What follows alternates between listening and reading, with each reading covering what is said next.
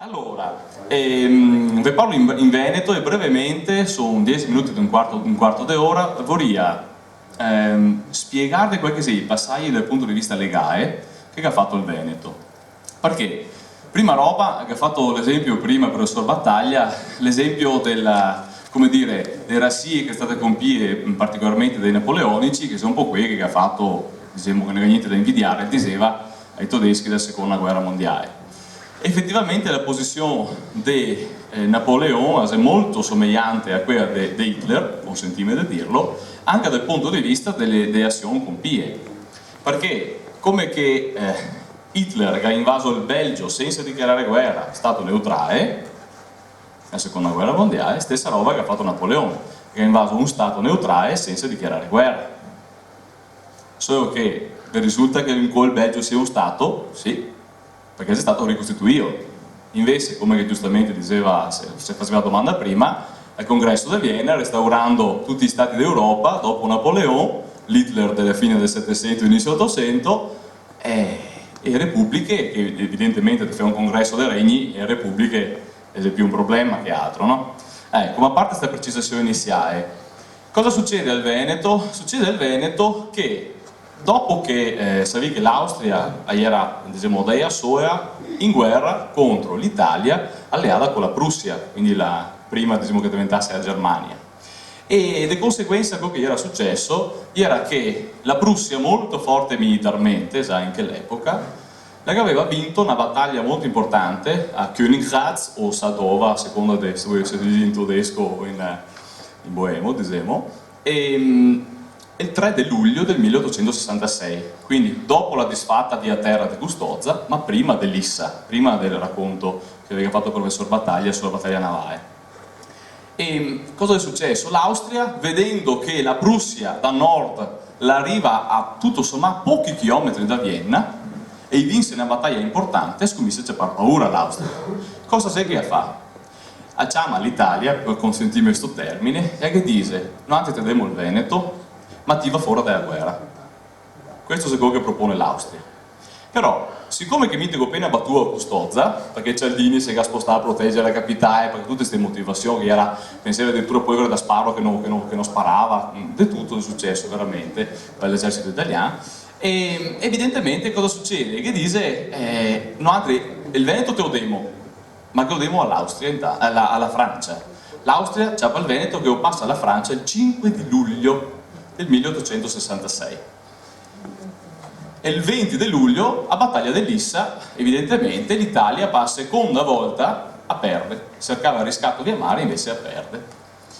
Armistizio, 12 di agosto, 3 di ottobre 1866, pace di Vienna, dove c'è scritto che le potenze contraenti e le alte parti contraenti le accetta che il Veneto, che in quel tempo era composto dalle 7 province di adesso, più Udine e Pordenone, più Mantova, che faceva parte, diciamo, ancora dell'ultima provincia della Lombardia, l'ex Regno Lombardo-Veneto, e che dice, la passiamo sostanzialmente, sto Regno Lombardo-Veneto, te lo passiamo a te, però tramite l'Austria.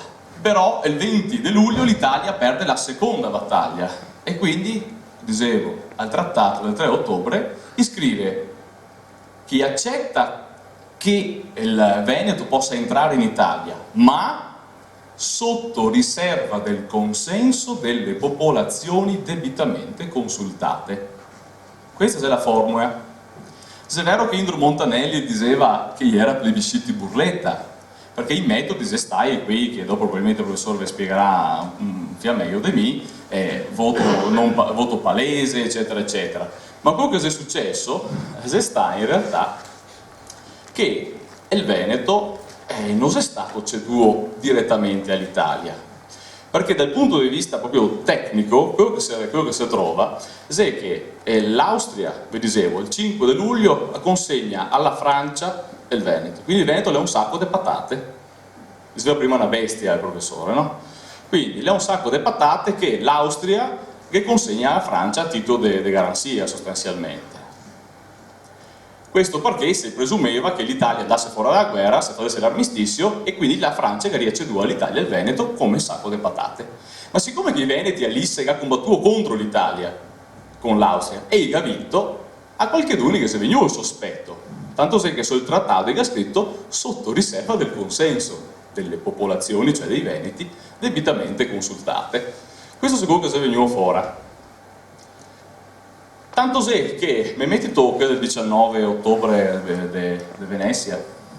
Allora, il giorno 19 ottobre, 2 giorni prima della data fissata del plebiscito, certi storici dicono che il Veneto è stato ceduto all'Italia. Quindi la Francia, come un sacco di patate, come che il Veneto fosse un sacco di patate, è che va passare all'Italia.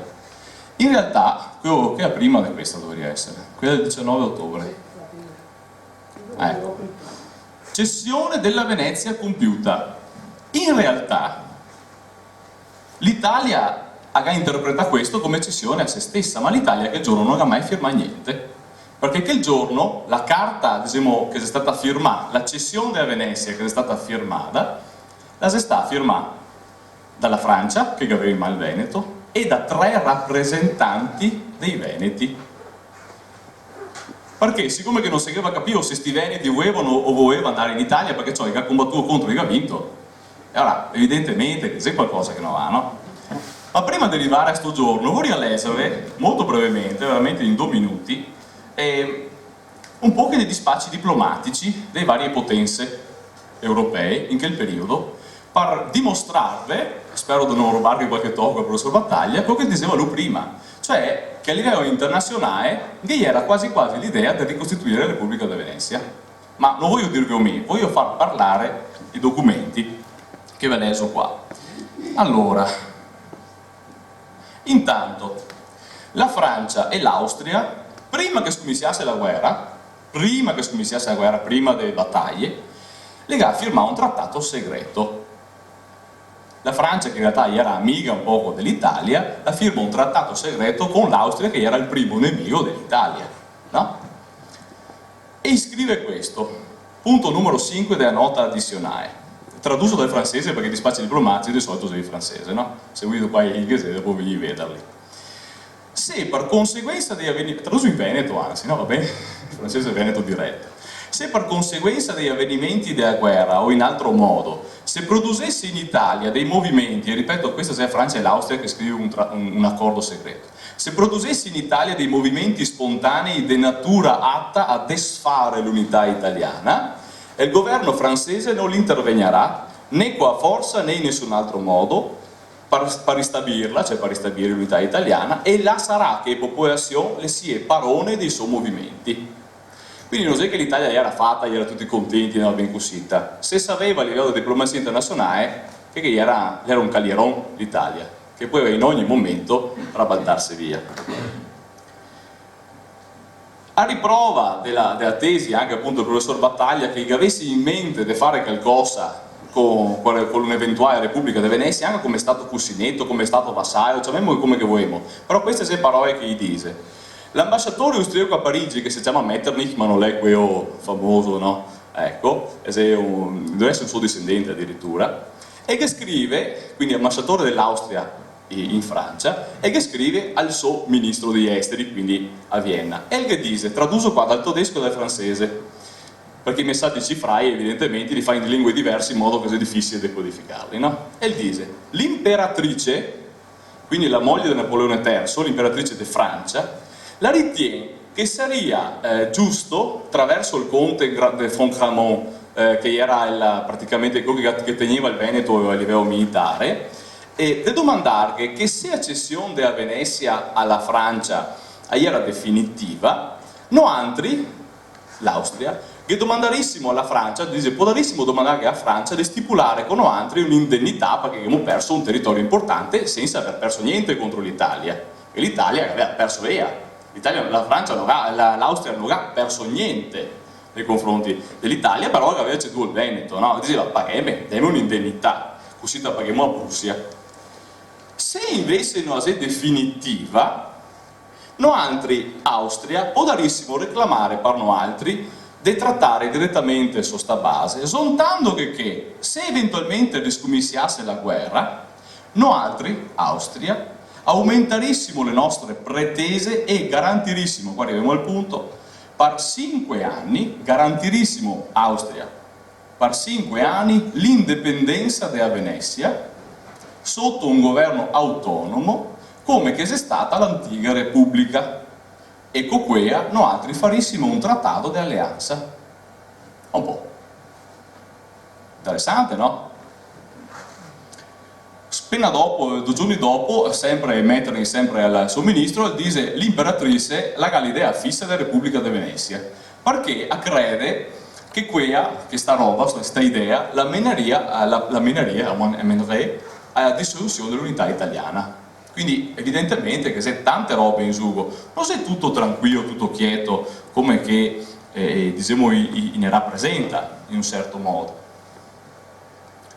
E arrivo a questo punto qua. Vi dicevo che era una commissione di 3 persone che doveva rappresentare il Veneto.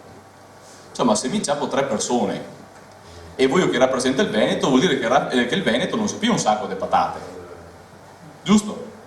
Se mi trovo dei rappresentanti, vuol dire che rappresenta un soggetto, non più un oggetto, non più un sacco di patate, perché le patate non le do un rappresentante, no? Ecco.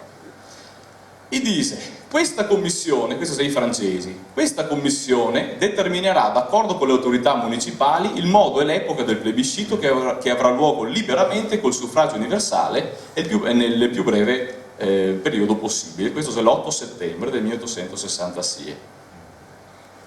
Arriviamo al 19 ottobre che vi dicevo prima. La cessione della Venezia è compiuta. L'Italia ritiene che questo comporte che il Veneto sia suo. Invece no. Mi veleso e mi dicevo altre cose che in pensè la formula di rito che è stata fatta per cedere il Veneto. Sto documento, ve lo preciso, immaginiamo che sia sto qua, e si firma sotto da un francese e da 3 veneti. Ok? Questo è il documento. Quindi non c'è nessuna firma di nessun plenipotenziario italiano, non c'è la firma del re, non c'è la firma del Taon de Revel, che era il rappresentante italiano, c'è una firma di un francese e di 3 veneti. E questa è la formula di cessione. Vi ha leso?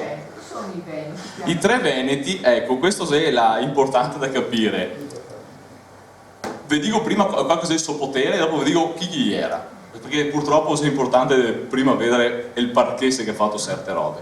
Questa è la formula di cessione che era scritto su questo documento del 19 ottobre.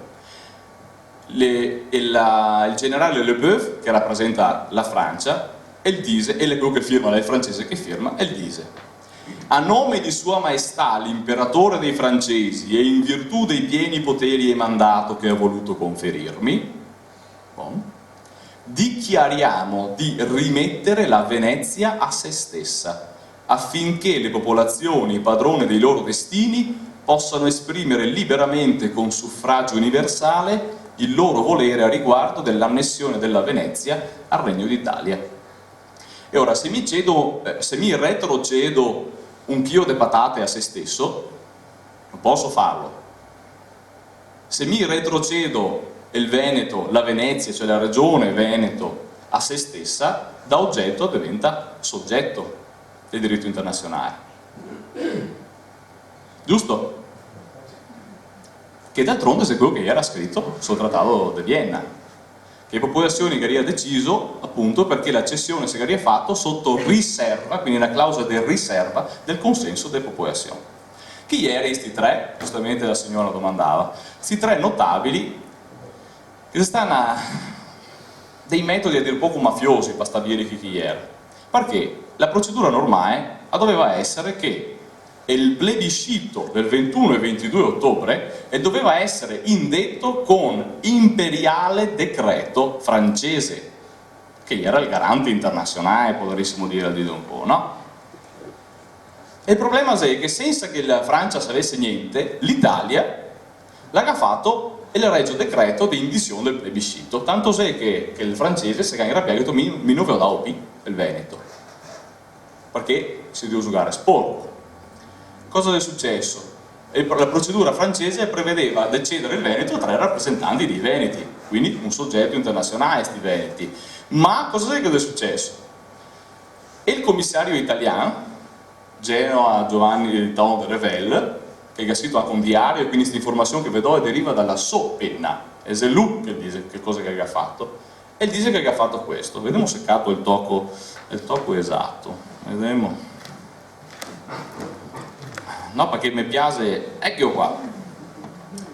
E dice lui, parola sua, scegliendo gli individui che si proponevano da Parigi, perché Parigi mandà al suo generale, quello che aveva il Veneto, una lista dei 20 veneti, da questi domandare i 3 che accettava l'incarico di rappresentare tutto il Veneto, no?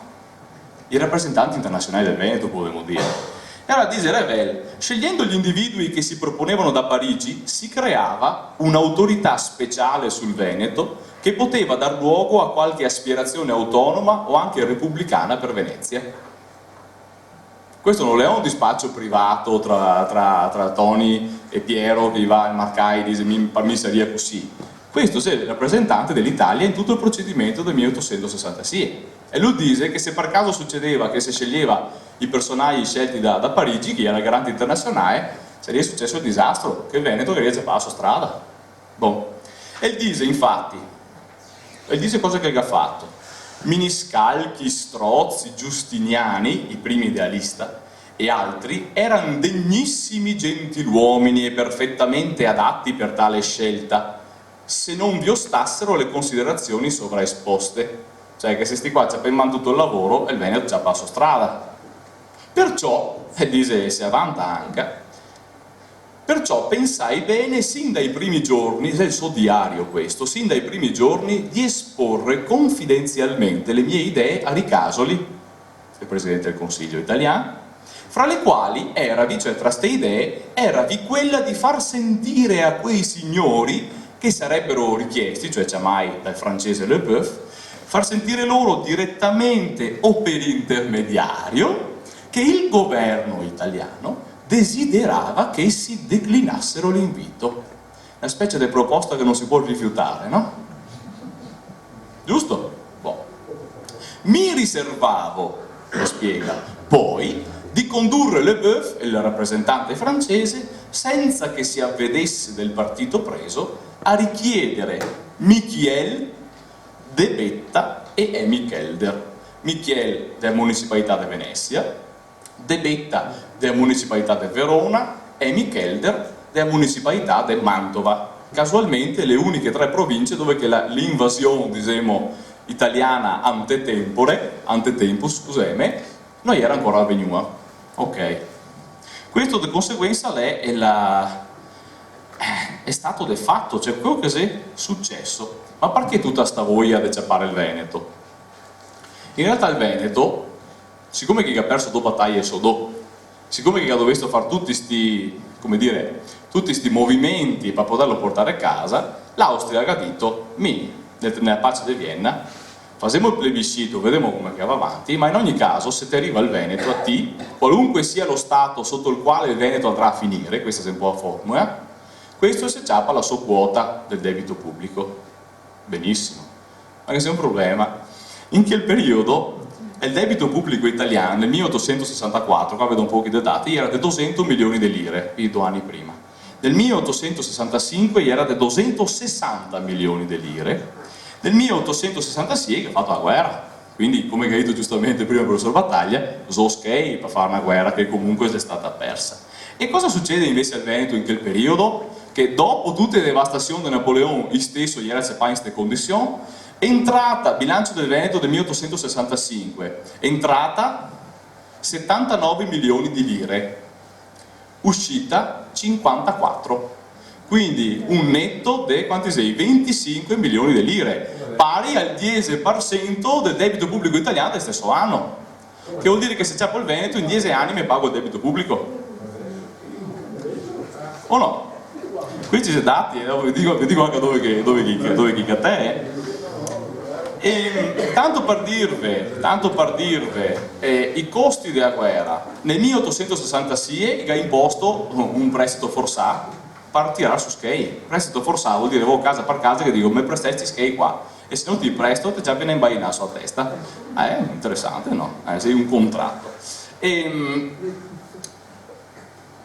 Quello che è successo ulteriormente, tanto per smontare peso a peso, è che l'Italia, appunto, per avere il Veneto sul trattato internazionale, la accetta di pagarlo, e di conseguenza la garata a pagare in 11 rate bimestrali, che è tutto proprio l'ammortamento di tutto quanto, tutta una specie di mutuo con l'Austria, praticamente per cromparsi il Veneto, no?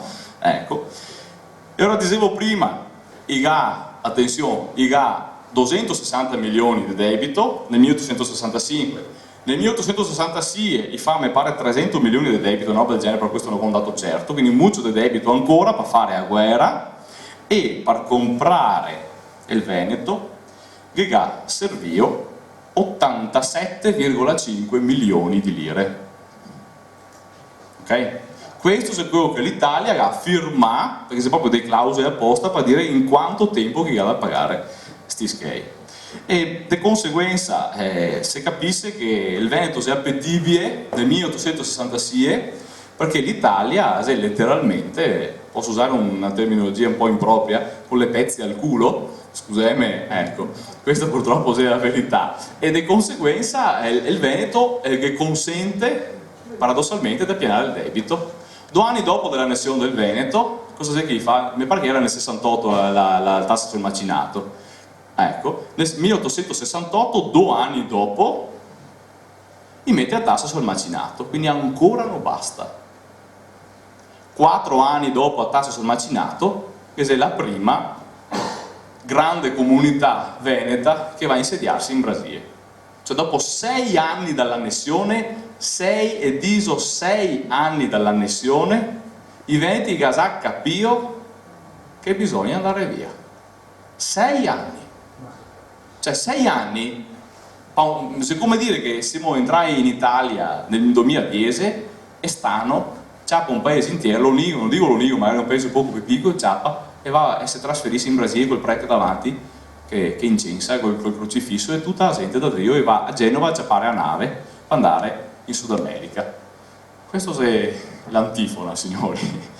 E ovviamente adesso mi fermo qua e dopo a fine, se vi domande, ovviamente mi sono qua a disposizione. Grazie.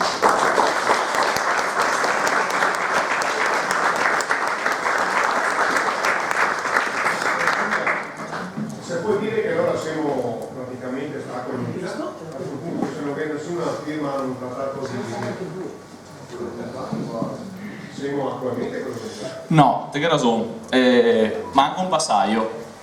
Perché i 3 rappresentanti del Veneto, questo infatti immaginavo che sarebbe venuto fuori una domanda, i 3 rappresentanti del Veneto, che in realtà non sono stati scelti dalla Francia, che era il garante, ma vi capio, qui là si ha spaurà, e 20 persone che la Francia voleva, l'Italia che ha mandato praticamente ad operametto di mafiosi li ha spaurai.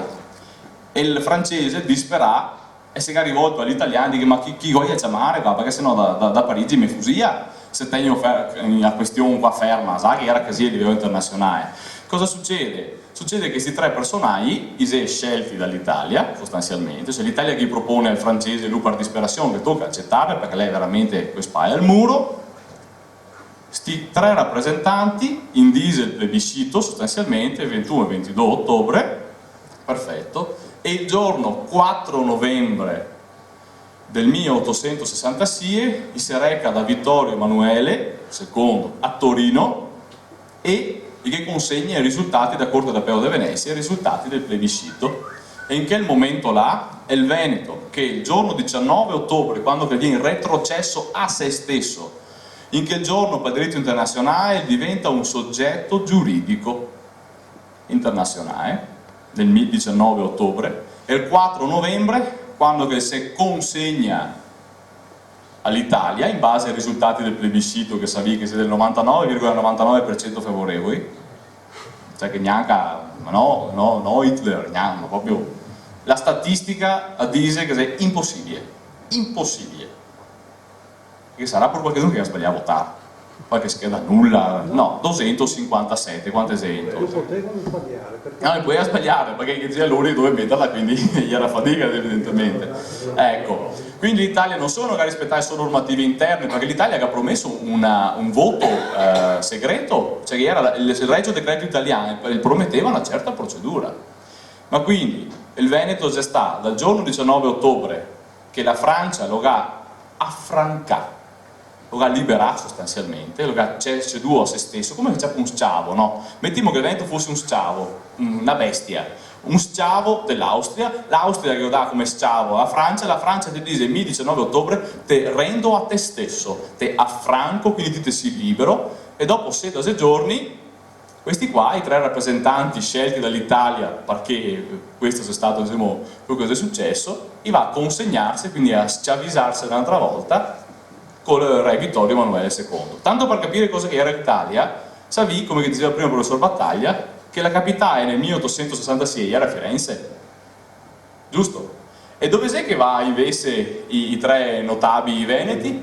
I va a Torino, perché è là che si comanda, altro che statuto albertino, altro che monarchia costituzionale, ma da quando è qua? No, proprio. I va a casa sua e di conseguenza il Veneto, dal punto di vista giuridico, sta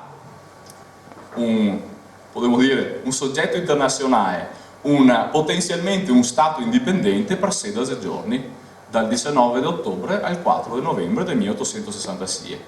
Ecco, questo è quello che è successo. Cosa? Quanto che ha fatto Dio solo sa quanto che ha fatto. Questi qua erano dentro le municipalità provvisorie emesse dall'Italia stessa, che ha invaso un territorio, cioè è come dire che tutte queste robe che vedi passare, e in realtà è come la Cina, consentimi di dire, che ha invaso il Tibet e se là illegittimamente però fa leggi. E questo è il discorso. Però questo non era quello che era previsto a livello internazionale. Però vi faccio notare un'altra roba. Questo è un trattato internazionale e il plebiscito veneto, per quanto burletta nei metodi e nella sostanza, in realtà è l'unico plebiscito internazionale, scusate, è l'unico plebiscito di annessione del periodo italiano, diciamo, del periodo del Risorgimento, l'unico che l'è previsto dentro un trattato internazionale, perché tutti gli altri erano tra i plebisciti interni, no? Se sentiamo cosa che vuoi a gente, vediamo cosa che vuoi. Ma questo l'Italia lo ha subito, ha dovuto farlo contro volontà, perché ha fatto di tutto pur di non farlo. Però sono stati costretti dal diritto internazionale a farlo. Tanto se questo trattato, se che pensi bene, i trattati non è che chi si esaurisse.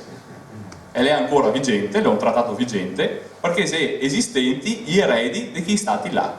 Se è esistente la Repubblica Francese, che la se l'erede in diritto internazionale, successore, insomma, è stato che ha succeduto all'impero francese, prima Repubblica, quinta Repubblica, stessa roba l'Austria, la Repubblica d'Austria è il legittimo successore dell'impero in quel tempo austriaco, non era ancora austro-ungarico, nei nome al manco, e l'Italia, la Repubblica Italiana, che è il successore del Regno d'Italia. Quindi questo trattato, possiamo dire, è ancora vigente. E se quello prevede che il Veneto è in Italia solo sotto riserva del consenso delle popolazioni debitamente consultate, se non esistono debitamente consultate, potremmo addirittura permettersi di contestare come si dice, di contestare il fatto che il Veneto sia legittimamente in Italia.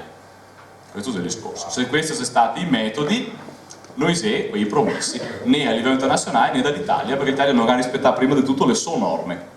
Però questo non è una novità. Grazie.